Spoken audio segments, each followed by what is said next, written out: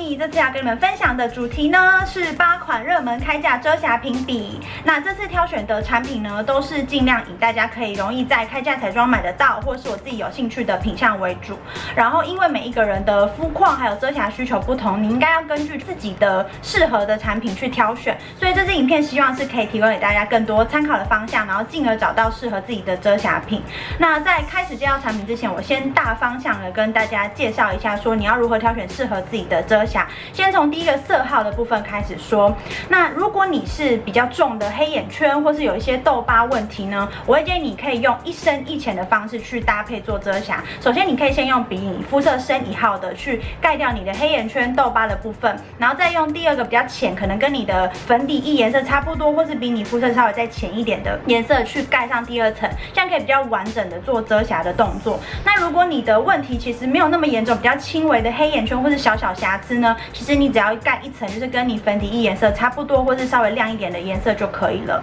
再来第2个是质地的部分，如果你跟我一样是属于比较干性肤质呢，那你就可以选择比较水，就是像是遮瑕液这类的产品，因为它比较不容易积线跟卡粉。那如果你是混合性或是油性肌肤呢，我会建议你可以选择持妆度比较高的遮瑕，可能偏遮瑕膏这类的产品，它可以在你脸上维持比较久的妆容。那我们就开始介绍产品吧。首先呢，第一款要跟大家分享的遮瑕呢是这支，它是 Maybelline 的 Fit Me 遮瑕。那这款其实在欧美已经红非常久了，然后我相信很多人应该也都不陌生，因为很多 YouTuber 或是部落客都有介绍过它。那它总共有出到6个色号，我觉得选择还蛮多的。我选的是其中的20号。那它的外形呢是属于这种直立状的管身，然后质地是比较偏液状遮瑕液的质地，然后它里面是这样子小小的海绵刷头。那我觉得它相较于其他同类型包装的遮瑕品来说，它的刷头会比较小一点点，所以我觉得它可能在比较细节的遮瑕上可以做比较好的处理之外，用量也比较省。那它为什么会在欧美红这么久的原因呢？主要是因为我觉得它算是一款平均 CP 值表现都还不错的一款遮瑕，然后它的价格真的很便宜，这支买下来折合台币大概不到200块吧。然后我自己使用下来心得，我是觉得它的滑顺度还不错，好推开，然后持妆度也还 OK。但是比较可惜一点是它的遮瑕度只能算是中等，就是如果你是轻度到中度的黑眼圈，你可以遮，但是太重的遮瑕可能就遮不住。然后你要比较注意是，如果你要买这款遮瑕，它的色号的部分记得是参考它的英文，不要看它的数字。因为我买的是20号嘛，然后比我浅的10号跟15号，它的深浅刚好会是相反，15号反而会是最浅，这个是要比较注意的地方。然后再来就是这款目前台湾没有引进，所以如果你要买的话，就是要找代购或是请朋友从美国带回来。再来第2款要跟大家分享的是这支，它也是 Maybelline 的橡皮擦遮瑕笔。那其实这支的讨论度呢，跟刚刚的 Fit Me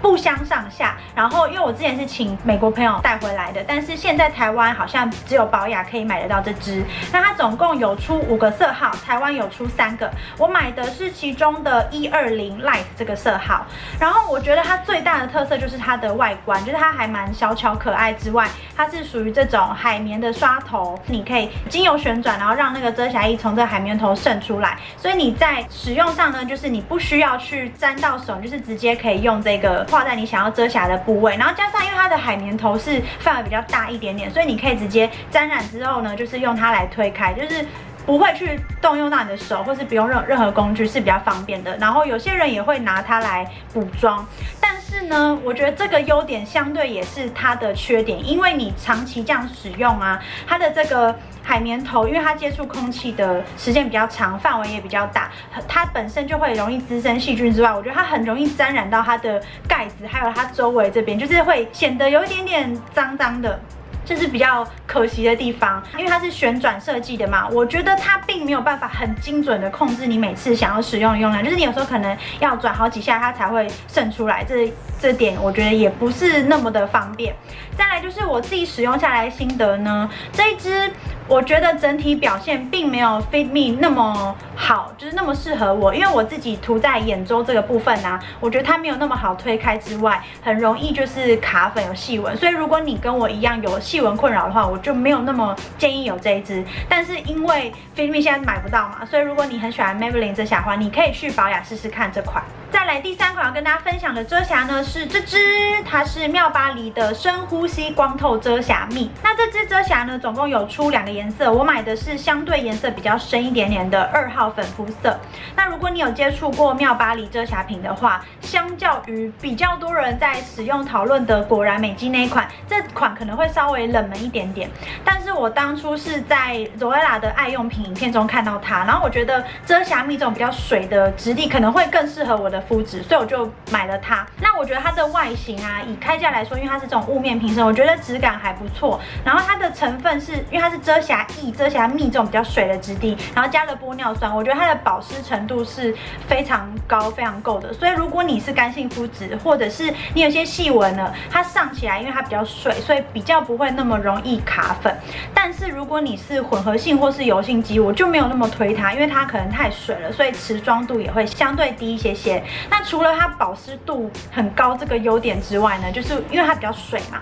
所以我觉得它的用量也很省，就是它只要稍微沾一点点，它就可以推开，就是延展性很不错。那它的缺点呢，就是它的颜色选择比较少一点，因为它只有出2个颜色嘛。然后我买的这个2号粉肤色，其实对我来说还是稍微深了一点点，我可能需要混搭我自己现有的遮瑕品。再来就是它是属于比较水的这种遮瑕质地，所以它的遮瑕力就没有那么强，会推荐给只需要轻度遮瑕或是黑眼圈没有那么重的人。再来第4款要跟大家分享的遮瑕呢是这个，它是1028的眼部修调色盘。那它这盘就没有分任何的色，它就是一盒这样子，打开会是有2个1深1浅的颜色，然后上面有附一个小镜子，我觉得还蛮贴心的。那你会发现比较深的这个颜色呢，它是带有一点橘色调，所以很适合拿来遮黑眼圈啊、痘疤或是有点暗沉的部位。那比较浅的这个，你就可以拿来做叠擦，或是你可以单独使用，就是盖在你想要提亮的地方。如果说你的肤色并不是特别适合其中一款的话呢，你也可以用调和的效果去混合出你最想要的肤色。所以我觉得它算是一款克制程度比较高的遮瑕品。然后再来就是它的质地啊，你会看它好像是遮瑕膏，但是实际使用起来会比较偏慕斯状的感觉。所以我觉得以遮瑕膏来说呢，它算是保湿度做的还不错的一款。但是又因为它的保湿程度比较高一点点，所以如果你是混合性或者是油性肌，你在上完之后，我会建议你可能还是要搭配粉饼或是蜜粉来做定妆，去延长它的持妆度。然后我很喜欢这款，它的遮瑕力是真的表现非常优秀的。像你可能比较重一点的黑眼圈，因为它可以叠擦，然后它又有那种比较深的橘色调，它是可以比较完整的去盖掉你的脸部的瑕疵，就是比较重一点点的瑕疵部位。再来，我觉得比较可惜的一点是，这一盒买回来啊，它是没有附任何的工具，就是你可能只能用手或是搭配现有的刷具来上妆。但是呢，我会比较没有那么建议用手上妆的原因，是因为你直接用手指这样沾染啊，你长期就是会有卫生的问题，加上你手这样子上妆，它会比较容易产生粉痕，所以我会比较建议你可以搭配刷具。再来就是网络上有些人说买回来这个盖子很容易就是脱落，或是用没多久它就掉了。那我目前是没有遇到这个问题，但是如果你要买这盒的话，你就是记得小心的使用。再来第5款要跟大家分享的是这个，它是 ZA 的裸妆心机遮瑕蜜。那这个遮瑕呢，它有出3个颜色，我买的是其中的2号，比较中间的颜色。那相较于刚刚那些包装来说，它比较特别，它是属于这种软管式的包装。虽然它也叫做遮瑕蜜，可是它比起刚刚那款妙巴黎遮瑕蜜来说，它的质地稍微更稠一点点，我觉得比较像是粉底液的那种感觉。那我自己使用下来的心得，我觉得它算是用量还蛮省的一款遮瑕，因为我只要挤一点点，它就可以盖还蛮大的遮瑕部位，而且它不会有那种很严重的粉感。但是呢，我觉得它最吸引人的地方是，它是我这次介绍的遮瑕里面容量最大，然后以容量来看来说，价格是最便宜的一款遮瑕。它的缺点就是遮瑕力就真的还好，只能适合轻度遮瑕人使用。在第6款要跟大家分享的是这支，它是露华浓的超持色清透遮瑕棒。那这支遮瑕棒呢，它总共有出2个颜色，我买的是比较浅一点点的2号浅肤色。不过因为我觉得它的颜色选择也比较少，所以2号对我来说还是稍微有一点点白。那外形的部分呢，它长得跟 Fit Me 比较类似，就是属于这种管状。然后它的海绵刷头比 Fit Me 稍微更大一点。那质地呢，跟同系列的 Color Stay 粉底液都是主打持妆。那我实际使用下来的感觉是，它的持妆效果真的还不错。但是因为它的保湿度相对没有那么好，所以如果你是干性肤质跟我一样的话，你可能夏天记得就是做好妆前保湿再上遮瑕。那如果是秋冬，我就没有那么建议，因为会有一点干，反而会比较推荐给混合性或是油性肤质的人。那除了持妆度之外呢，它其实也是主打清透的遮瑕力，所以我觉得它的遮瑕度我觉得算是普通，就是比较适合给轻度遮瑕需求的人。再来第7款要分享的遮瑕是这支，它是 Etude House 的万事如意魔术气垫修饰笔。那这支遮瑕呢，它有出到6个颜色，但是它比较特别是，它并不是由浅到深的肤色，而是它有3款深浅不同的肤色，搭配3种不同效果，像是有提亮啊、校正肤色等不同效果的遮瑕，所以它的选择比较多元一点。那我买的色号是属于中间肤色的 beige， 就是比较自然肤色的这一款。从它的外形来看呢，它很特别，是它是做这种笔状，然后你只要就是按压它的后面，它就可以从这个海绵头渗出来，你可以直接快速的上妆，然后去遮住你想要的部位，所以我觉得还蛮适合给喜欢方便快速完妆的人。那 B Cover 系列呢，本身就是主打遮瑕力嘛，那我实际使用起来，我觉得它的遮瑕度真的表现的还不错，然后持妆力也还 OK， 就是整体的表现都算是水准之上。那也算是我手边的遮瑕品里面我比较常用到的一款，然后我很喜欢它，就是有一点点那种淡淡的痱子粉香味，还蛮疗愈的。但是呢，如果说它的缺点就是它的设计，因为跟橡皮擦遮瑕品一样，就是它是这种气垫这种海绵头，所以比较会有卫生的问题，就是它也是很容易沾染到边边，这点是我比较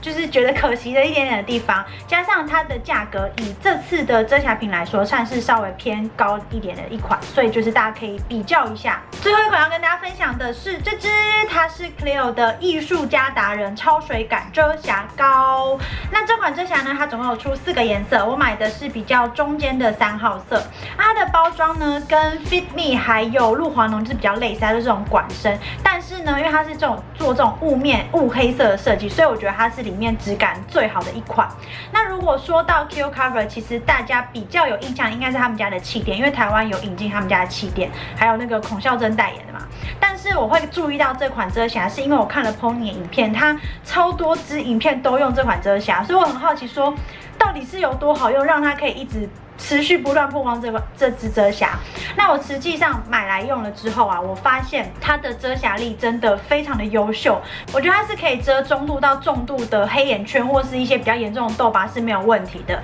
但是就是因为它的遮瑕力太好了，所以我觉得它的缺点就是它使用起来你的妆感粉感稍微是重一点点，这是你可以斟酌的部分。然后再来就是这一款遮瑕目前台湾是没有引进的，所以如果你要买的话，你可能就是要请代购或是直接上 G Market 购买。那以上呢就是这次8款开价遮瑕的评比总整理。那这些产品呢，我都是挑选相对比较适合我，然后我自己实际使用下来心得，就是帮大家做一个统整分析这样子。那当然也有很多热门的遮瑕品，因为我觉得并没有那么适合我的肤质，所以我并没有把它列在这次的清单中。那我很欢迎大家，就是你可以针对我这次分享的产品，如果你有一些不同肤质、不同使用的心得，或者是你有推荐其他品牌的遮瑕，都可以在下面留言跟大家做交流，这样大家看完影片、看完留言之后，就可以有更多参考的资讯。那下次大家想看什么评比呢？你可以留言告诉我哦。然后希望你们会喜欢这次的影片，记得订阅我的频道，然后帮我影片按个赞哦。我们下次见啦，拜拜。